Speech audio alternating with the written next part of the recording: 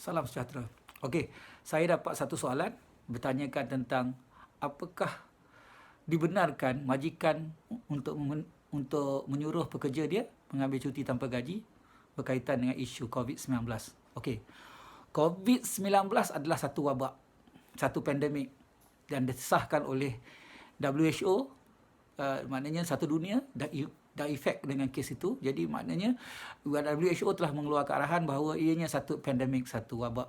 Maka langkah-langkah yang berkaitan dengan pengawalan kesihatan, penularan penyakit wabak dan sebagainya, memang kena ikut, kena follow the SOP, the rules, the guideline. Jadi majikan ada terletak sebenarnya dalam kes ini ada dua isu. Sama ada majikan perlukan teruskan operasi, di mana dia juga terpaksa menanggung risiko-risiko kesihatan, risiko-risiko kesihatan di tempat pekerjaan. Maknanya kalau pekerja itu dijangkiti coronavirus di tempat kerja, adakah insurans yang majikan ambil cover pesakit kaki tangan itu, ataupun insurans tak cover?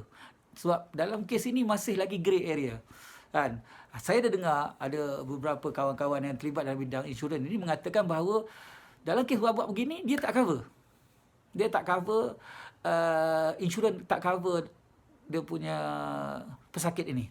Jadi ada yang kata cover, tapi masih lagi grey area, tak dapat clear lagi cerita dia. Tapi bila kita tengok dari segi majikan pula, risiko majikan untuk menggajikan pekerja pada masa COVID-19 ni kuat tinggi juga. Jadi ada majikan yang mengambil inisiatif untuk menggalakkan pekerja mengambil cuti tanpa gaji.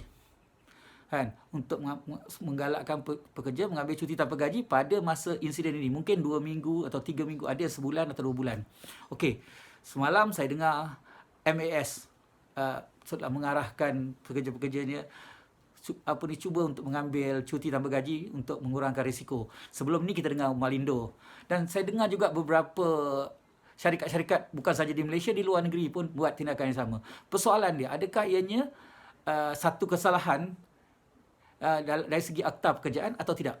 Okey, kalau kita tengok dalam akta pekerjaan 100, maknanya dia mengatakan bahawa pekerja ini tidak boleh dipaksa untuk mengambil cuti tanpa gaji atas sebab-sebab yang macam ini. Jadi tapi dalam kes macam wabak macam ini, saya rasa dia sepatutnya terma dalam akta pekerjaan ini kena diubah sesuai sikit supaya boleh menyesuaikan diri menyesuaikan dalam keadaan situasi yang kalau kira kan very hot lah sekarang ni.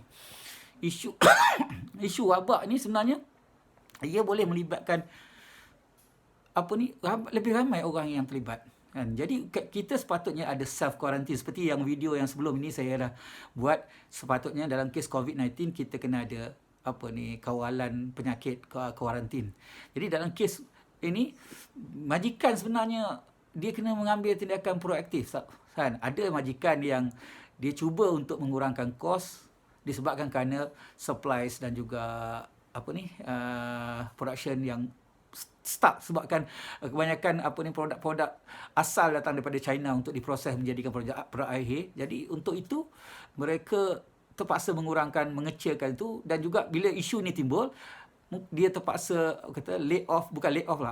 bagi cuti tanpa gaji pada staf. Tapi kalau ikut akta pekerjaan, salah dari satu segi, salah untuk majikan memaksa pekerja untuk mengambil cuti tanpa gaji. Okey, itu daripada asasnya. Tapi kalau kita tengok daripada segi moralnya, kan, moralnya dalam situasi sekarang ini, saya rasa lebih baiklah cuti, bukan saja cuti tanpa gaji, tapi sebenarnya win-win lah. Maksud dia mungkin bagi setengah gaji ke contoh, ataupun dia something untuk staf hidup sementara kita self quarantine untuk keadaan kembali okey. Jadi dalam poin ini, apa yang saya nampak ialah kerjasama dan juga komunikasi antara majikan, pekerja dengan kesatuan sekerja. Mungkin dengan kesatuan sekerja, mungkin juga dengan pihak kerajaan dan NGO yang berkaitan. Dia orang kena duduk, dia kena buat satu table, mesyuarat, bincangkan baik-baik jalan tengah untuk semua ni, supaya ia tidak mengenai pekerja dan juga tidak mengenai majikan. Dua-dua pihak kena win-win, cerita dia. Sebab kalau kita tak tangani masalah COVID-19 ni dengan cepat, risiko impak ekonomi yang akan berlaku dalam Malaysia akan menjadi lebih besar. Dia akan menjadi lebih kritikal dalam masa-masa yang terdekat ni sebenarnya. Okey, saya nampak dari segi contoh sekolah, tempat-tempat di mana ada congregation, ada apa ni, perhimpunan terlalu ramai orang. Jadi kita kena kurangkan kesan-kesan yang akan berlaku daripada perbuatan itu. Jadi kalau boleh kita cuba untuk elakkan perhimpunan macam ni, ataupun kita cuba mengurangkan, contoh dia. Okey, terutama sekali dalam kes kalau kita tengok kenapa yang airline tu buat dulu macam Malindo, Malaysia Online. Sebab dalam kapal terbang kan, biasa ni kru-kru penerbangan tu, jika ada satu penyakit berlaku dalam flight tu, boleh kata satu flight tu akan terjangkit sama. Mostly dia. Kalau penyakit bawaan udara. Kan? Jika anything penyakit bawaan udara, memang akan ada masalah, cerita dia. Di mana-mana pun, cerita dia.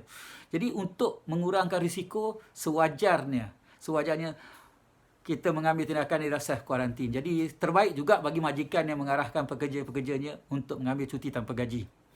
Tapi cuma istilah cuti tanpa gaji itu kita boleh adjust supaya ia menjadi win-win dekat pekerja juga sambil tu. Maknanya pekerja dia agak bercuti, tapi mungkin half gaji, contoh dia separuh daripada gaji untuk tu.